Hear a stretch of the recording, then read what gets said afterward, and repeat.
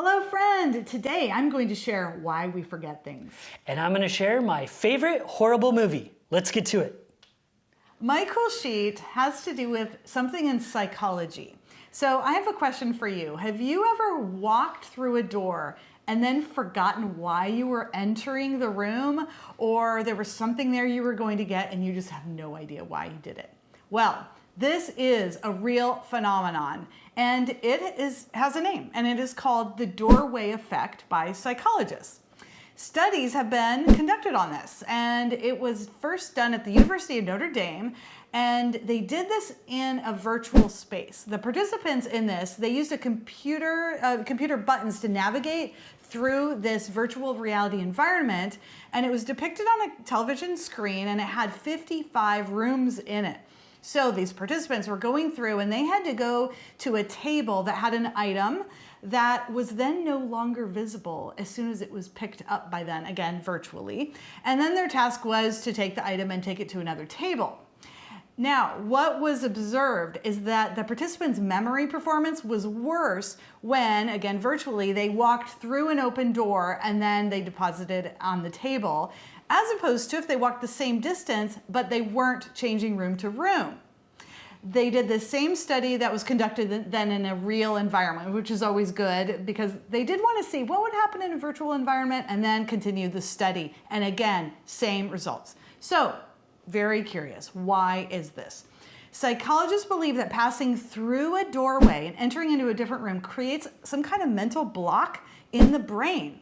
And their hypothesis is supported by another study that was combining this doorway effect with memory, and it was demonstrated that people passing through doorways experience this divide in their memory. So fascinating. Walking through these open doors is thought to reset the memory to make room for the emergence of a new episode. Humans are understood to live episodically, and this was coinciding with all of these studies. So don't worry if this happens to you. It is normal, and it is called the doorway effect. Whoa, this is a trip. Isn't it? Because of course, yes, this has definitely happened to me before. Yeah. In fact, I don't remember which comedian said it, but they always said that that the button for your memory recall is on your butt, because the second you sit down, that's when you're like, oh yeah, I meant to go get the whatever glass of water, exactly, something. So, which is that also happens to me. I wonder if there's the butt button effect. To trigger the memory. It's so true. Because then you get up and then you sit down again. You're like, I forgot it again. Yeah.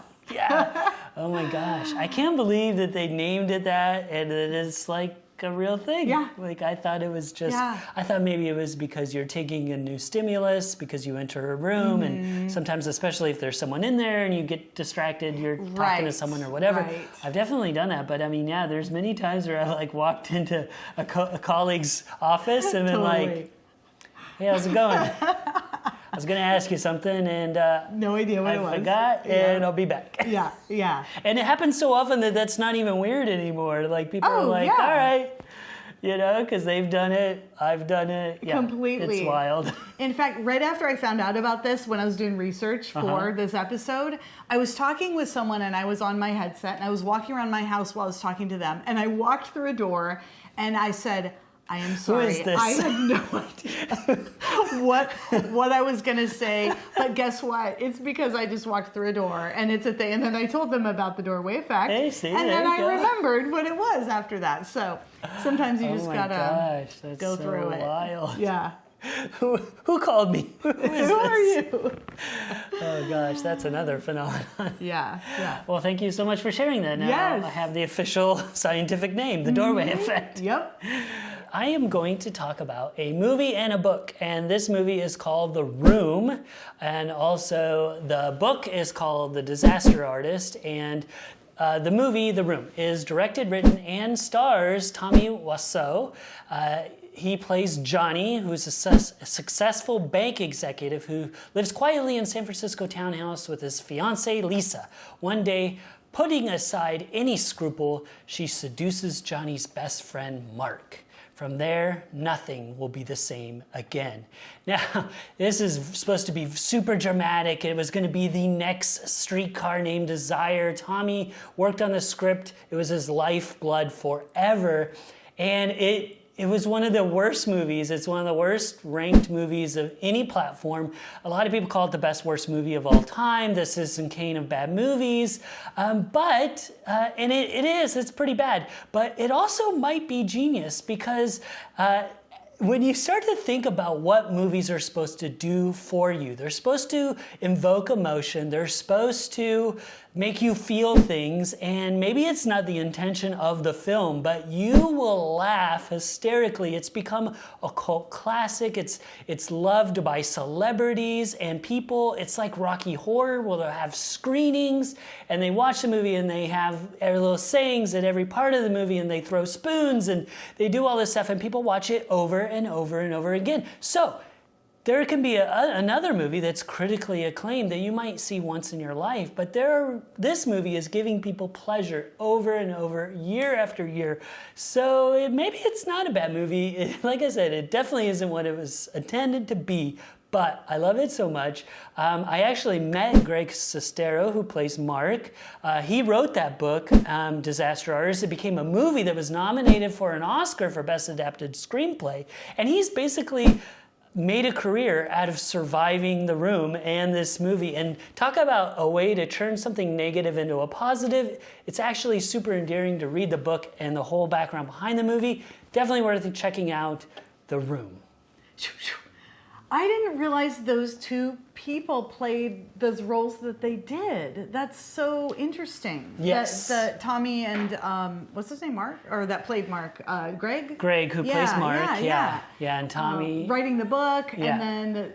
Wow. Yeah, they met, like their story's super interesting, and he talks about it in the book and in the movie too, but they met at like acting school, and Tommy was just acting insane, and he was like, who is this guy? I have to meet this guy. I have to hang out with him. They became roommates. They became friends. Oh, wow. They also became like frenemies. Like they had, of course, arguments. But there's all this mystery surrounding Tommy. It's such a fascinating story, and I bought, because Greg was actually in Salem.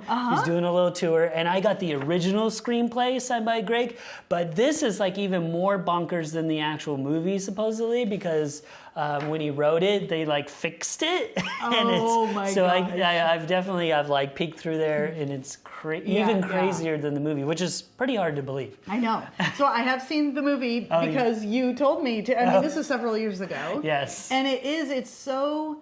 I mean, you're just laughing. It's super serious, but you're laughing because it's so awkward. Yes, so awkward. Yeah, awkward. So like just disturbing, and it's funny when it's not supposed to be funny. Right. But there is something, and I think Tommy even has made peace with it. Certainly Greg has. Mm-hmm. Again, it was kind of his perspective of like, look, this movie makes people feel things. Yes. And that's what movies are supposed to do. So I don't think it's a bad movie, and I kind of agree with him. Right. Well, and I think what comes through with this is the sincerity. Like they were sincerely into making this Tommy a good was for movie. sure.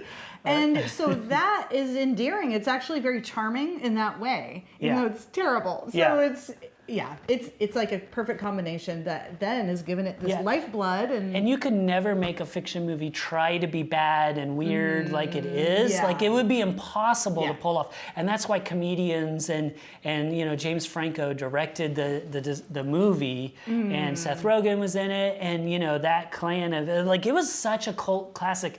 Tommy bought a billboard in Hollywood for the movie poster, and it was up for like a decade or something crazy in LA. Wow. So he was paying, this guy has like unlimited money. He paid for, he bought 2 cameras. He bought film cameras and digital cameras.